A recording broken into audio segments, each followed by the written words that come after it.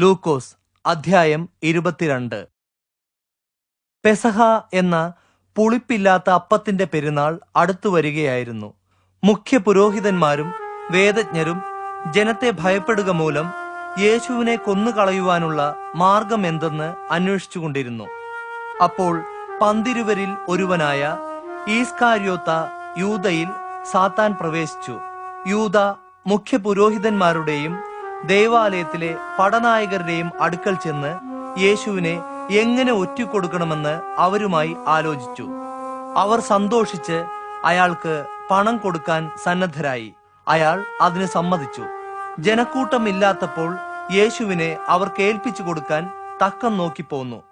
പെസഹ കുഞ്ഞാടിനെ യാഗം കഴിക്കേണ്ടുന്ന പുളിപ്പില്ലാത്ത അപ്പത്തിന്റെ ദിവസം ആയി. നിങ്ങൾ പോയി നമുക്ക് പെസഹ ഭക്ഷിക്കേണ്ടതിനുള്ള ഒരുക്കങ്ങൾ നടത്തുവിൻ എന്നു പറഞ്ഞ് യേശു പത്രോസിനെയും യോഹന്നാനെയും അയച്ചു. ഞങ്ങൾ എവിടെ ഒരുക്കണമെന്നാണ് അങ്ങിച്ഛിക്കുന്നത്? അവർ ചോദിച്ചു. അതിന് യേശു ഉത്തരം പറഞ്ഞത്, നിങ്ങൾ പട്ടണത്തിൽ കടക്കുമ്പോൾ ഒരു കുടം വെള്ളം ചുമന്നുകൊണ്ടുപോകുന്ന ഒരാളെ കാണും. അയാൾ കടക്കുന്ന വീട്ടിലേക്ക് അയാളുടെ പിന്നാലെ ചെന്ന് ആ വീടിന്റെ ഉടമസ്ഥനോട്, ഞാൻ എന്റെ ശിഷ്യന്മാരോടൊത്ത് പെസഹ കഴിപ്പാനുള്ള വിരുന്നുശാല എവിടെ എന്ന് ഗുരു ചോദിക്കുന്നു എന്ന് പറവിൻ. വിരിച്ചൊരുക്കിയ വിശാലമായൊരു മാളികമുറി അയാൾ നിങ്ങൾക്ക് കാണിച്ചു തരും. അവിടെ ഒരുക്കുവിൻ. അവർ പോയി യേശു തങ്ങളോട് പറഞ്ഞിരുന്നതുപോലെ കണ്ടു പെസഹ ഒരുക്കി. സമയമായപ്പോൾ യേശു അപ്പോസ്തലന്മാരുമായി ഭക്ഷണത്തിനിരുന്നു. യേശു അവരോട് പറഞ്ഞു, എന്റെ പീഡാനുഭവത്തിനു മുമ്പ് നിങ്ങളോടുകൂടെ ഈ പെസഹ കഴിപ്പാൻ ഞാൻ അതിയായി വാഞ്ചിച്ചു.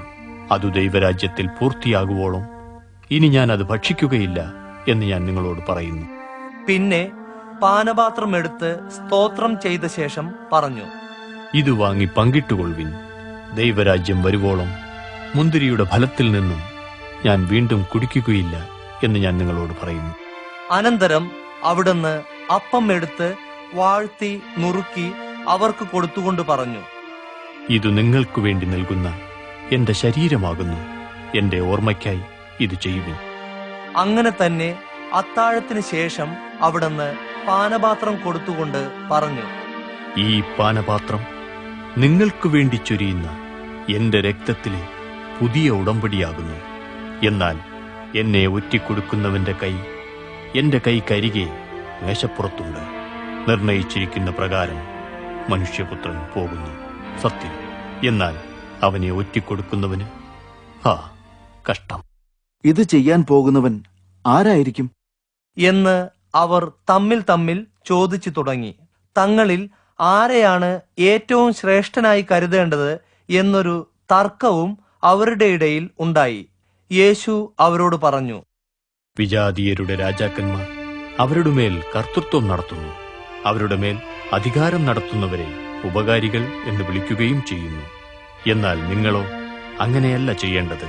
നിങ്ങളിൽ ഏറ്റവും വലിയവൻ ഏറ്റവും ഇളയവനെപ്പോലെയും നായകൻ ശുശ്രൂഷിക്കുന്നവനെപ്പോലെയും ആയിരിക്കണം. ആരാണ് വലിയവൻ? ഭക്ഷണത്തിനിരിക്കുന്നവനോ ശുശ്രൂഷിക്കുന്നവനോ? ഭക്ഷണത്തിനിരിക്കുന്നവനല്ലയോ? ഞാനോ നിങ്ങളുടെ ഇടയിൽ ശുശ്രൂഷകനെപ്പോലെ അത്രേ. നിങ്ങളാകുന്നു എന്റെ പരീക്ഷകളിൽ എന്നോടുകൂടെ നിന്നവർ.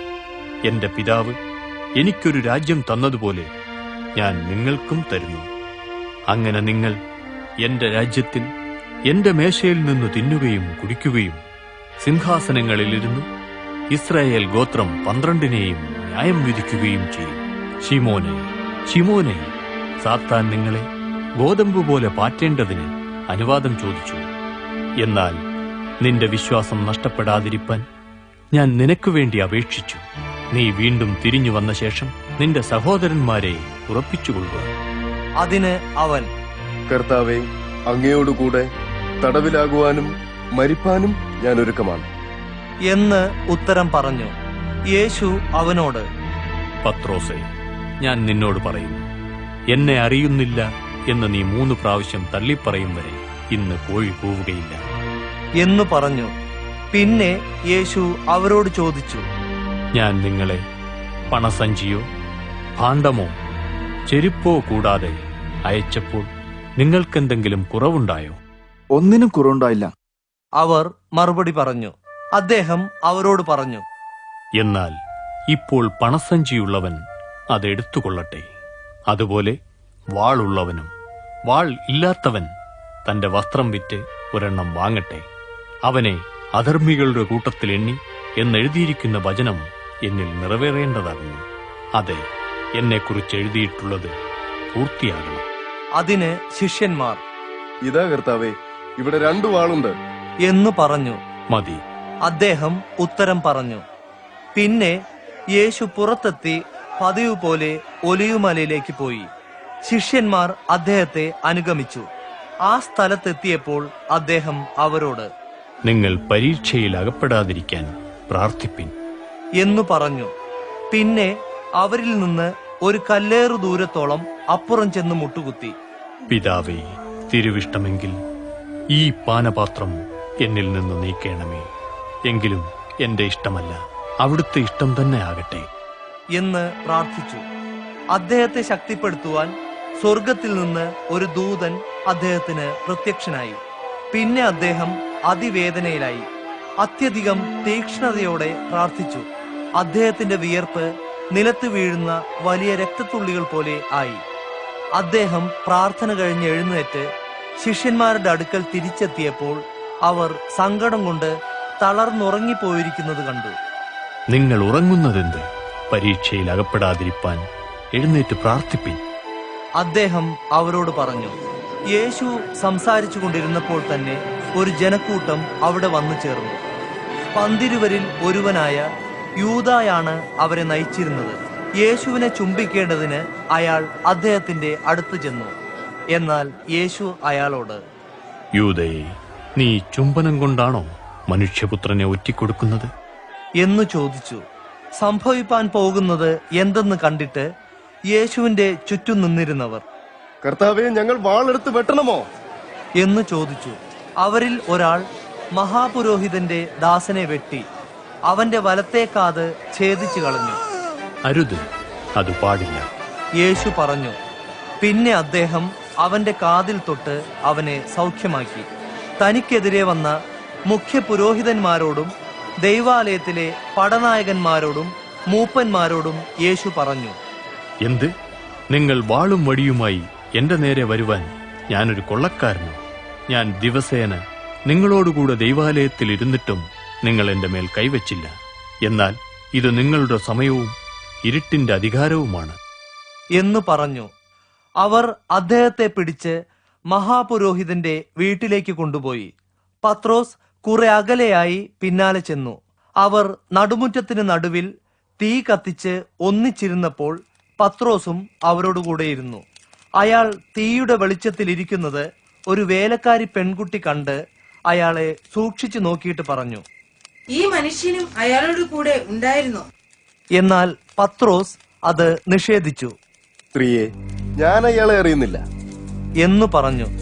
കുറെ കഴിഞ്ഞ് വേറെ ഒരാൾ അയാളെ കണ്ടിട്ട്, നീയും അവരുടെ കൂട്ടത്തിലുള്ളവൻ എന്ന് പറഞ്ഞു. മനുഷ്യ, ഞാനല്ല. പത്രോസ് മറുപടി പറഞ്ഞു. ഏകദേശം 1 മണിക്കൂർ കഴിഞ്ഞ് മറ്റൊരാൾ ഉറപ്പിച്ചു പറഞ്ഞു, ഇയാൾ നിശ്ചയമായും അയാളോട് കൂടെ ഉണ്ടായിരുന്നു. ഇയാളും ഗലീലക്കാരനാണല്ലോ. അതിന് പത്രോസ്, മനുഷ്യ, നീ പറയുന്നത് എന്താണെന്ന് എനിക്ക് മനസ്സിലാകുന്നില്ല എന്ന് ഉത്തരം പറഞ്ഞു. ഉടനെ അയാൾ പറഞ്ഞുകൊണ്ടിരിക്കുമ്പോൾ തന്നെ കോഴി കൂവി. കർത്താവ് തിരിഞ്ഞ് പത്രോസിനെ സൂക്ഷിച്ചു നോക്കി. ഇന്ന് കോഴി കൂവുന്നതിനു മുൻപേ നീ 3 പ്രാവശ്യം എന്നെ തള്ളിപ്പറയും എന്ന് കർത്താവ് തന്നോട് പറഞ്ഞ വാക്ക് പത്രോസ് ഓർത്തു. അയാൾ പുറത്തുപോയി അതിദുഃഖത്തോടെ കരഞ്ഞു. യേശുവിന് കാവൽ നിന്നിരുന്നവർ അദ്ദേഹത്തെ പരിഹസിക്കുവാനും അടിക്കുവാനും തുടങ്ങി. അദ്ദേഹത്തിന്റെ കണ്ണ് മൂടിക്കെട്ടിയിട്ട്, പ്രവചിക്കുക, ആരാണ് നിന്നെ തല്ലിയത് എന്ന് അവർ ചോദിച്ചു. മറ്റു പലതും അദ്ദേഹത്തെ ദുഷിച്ചുകൊണ്ട് അവർ പറഞ്ഞു. നേരം വെളുത്തപ്പോൾ മുഖ്യപുരോഹിതന്മാരും വേദജ്ഞരും ഉൾപ്പെട്ട ന്യായാധിപ സമിതി സമ്മേളിച്ച് യേശുവിനെ തങ്ങളുടെ മുമ്പാകെ വരുത്തി. നീ ക്രിസ്തു എങ്കിൽ ഞങ്ങളോട് പറയുക. അവർ പറഞ്ഞു. അതിന് യേശു, ഞാൻ നിങ്ങളോട് പറഞ്ഞാൽ നിങ്ങൾ എന്നെ വിശ്വസിക്കുകയില്ല. ഞാൻ നിങ്ങളോട് ചോദിച്ചാൽ നിങ്ങൾ ഉത്തരം പറയുകയുമില്ല. എന്നാൽ ഇപ്പോൾ മുതൽ മനുഷ്യപുത്രൻ ദൈവശക്തിയുടെ വലത്തുഭാഗത്തിരിക്കും എന്ന് ഉത്തരം പറഞ്ഞു. അപ്പോൾ നീ ദൈവപുത്രൻ തന്നെയോ? അവർ എല്ലാവരും ചോദിച്ചു. നിങ്ങൾ പറയുന്നത് ശരി, ഞാനാകുന്നു. യേശു ഉത്തരം പറഞ്ഞു. അപ്പോൾ അവർ പറഞ്ഞു, ആ, ഇനി നമുക്ക് വേറെ സാക്ഷ്യത്തിന്റെ ആവശ്യമെന്ത്? അവന്റെ വായിൽ നിന്ന് തന്നെ നാം അത് കേട്ട് കഴിഞ്ഞിരിക്കുന്നുവല്ലോ.